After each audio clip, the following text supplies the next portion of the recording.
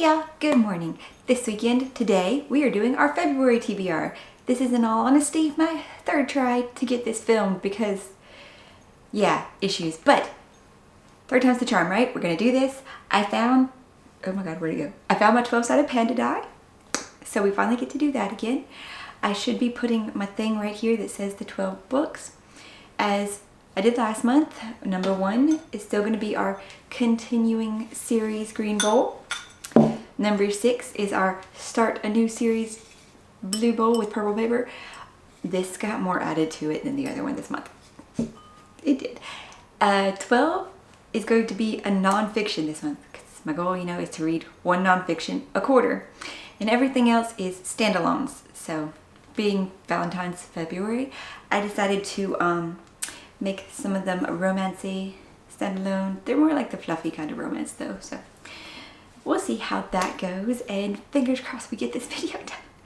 I'm only going to roll 4 times like last month because I liked how that gave me time to finish my TBR, mostly still finishing that last book, and get some other new releases added in and some arcs that I need to get read because that's what we got to do in February too. So 4 rolls.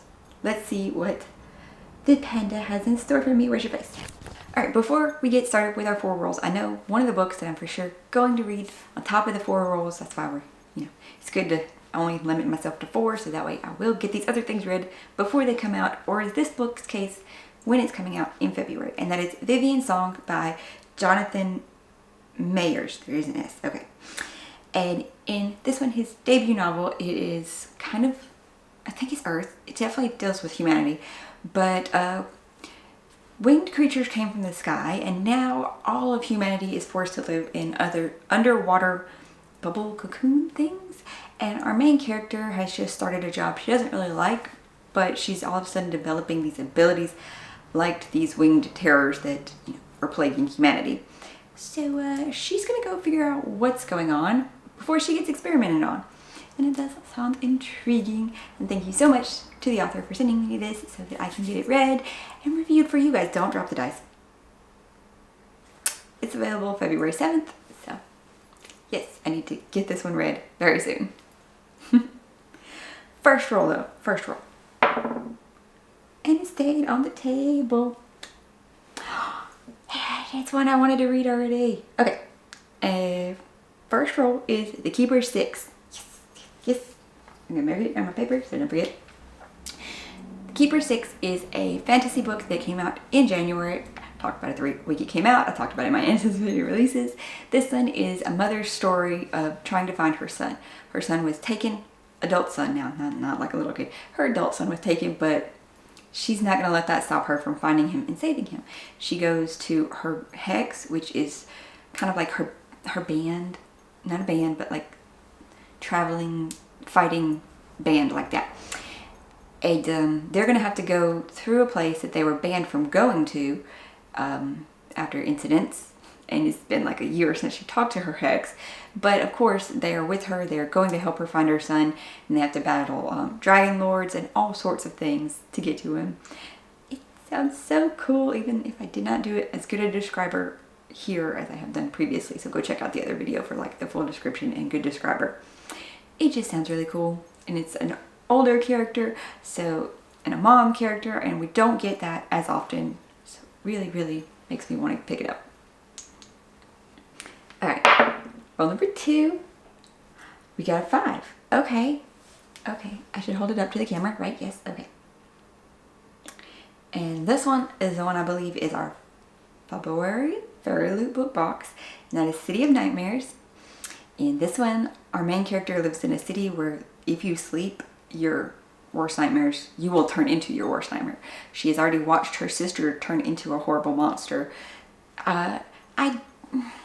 It's weird because it sounds like they don't have as much control, like they kill people when they become the monsters, but yet after trying to infiltrate, join this cult thingy, and when she's proving herself, there's an explosion, and she ends up having to work with a nightmare boy who she's afraid is going to eat her. But if she can work with him, and they're like traveling back to the city and uncovering things and figuring out who set the bomb together, then it sounds like he has control.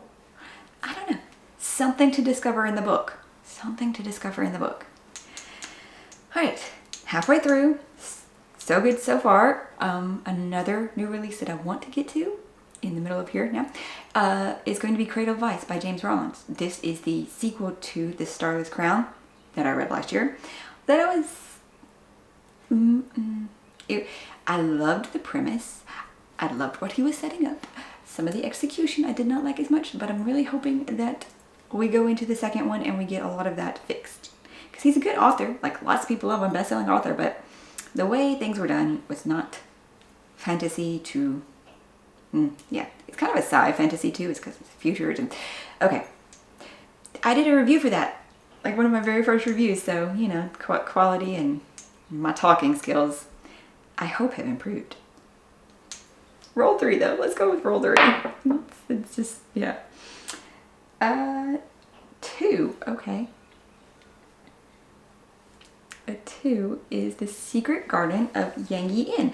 I have that one. I can pick it up and hold it. The Secret Garden of Yankee Inn by Amber Logan was our November Bookbox, Unplugged Bookbox book, I think. And this is an adult retelling of the classic children's book, The Secret Garden, about an American woman who, while mourning the recent death of her mother, travels to Japan to photograph a dilapidated traditional inn, only to find herself mysteriously tied to the inn's haunted past. So that sounds cool. A gothic retelling, too. I like it. I read The Secret Garden when I was really little, though, so, you know, I don't know if I'll still be able to mentally make those connections. But I remember liking it when I was little. So hopefully this will be good too. And it fulfills my reading. That's a person's face. Sorry. I just made that connection. That's a person outline face. I thought it was a mountain. I thought it was a mountain. Okay. The Magical Readathon, though, year-long adventure prompts where every month she put in different prompts for the read-along and you get like just a bonus thing at the end of the year if you do this. It's not required. Nothing with the readathon is too required. It's very relaxed, cool. But this one, or Vivian's Song, will fulfill the prompt of I needed something with trees. Because I'm pretty sure nothing on my list has water, so I needed something with trees. And this has trees. And that book cover, if that is the final book cover, has trees as well. So, either way, I'm good. Okay. Last roll. Last roll dice. You can do this. 1, 6, 1, 6, 1, 6. 2. We already talked about 2. Okay. Yes, okay. My new series bowl, it did get more added to it, like I said, than the continuing, but that makes sense, I suppose. Don't want you... No, I'm not supposed to look. I'm not supposed to look, but I looked.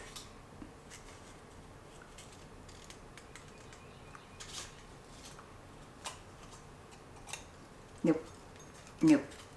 That's too big. I know I said I would, but that's too big. We're cheating. We're doing this because I can't not get a giant book. Just can't. Okay. Okay, this one will do. And I have another physical book. Okay. And our last book for the rolling, at least, is Belladonna by Adeline Grace, which is good. I should get this one read. Another Bookbox book. Oh my goodness. Without even trying, we're going to end up with 3 Bookbox books this month. Well, technically, I might have to like audiobook one of them before it even arrives because boxes are late. For as long as Signa Farrow, that's a weird name, has been alive, the people in her life have fallen like stars.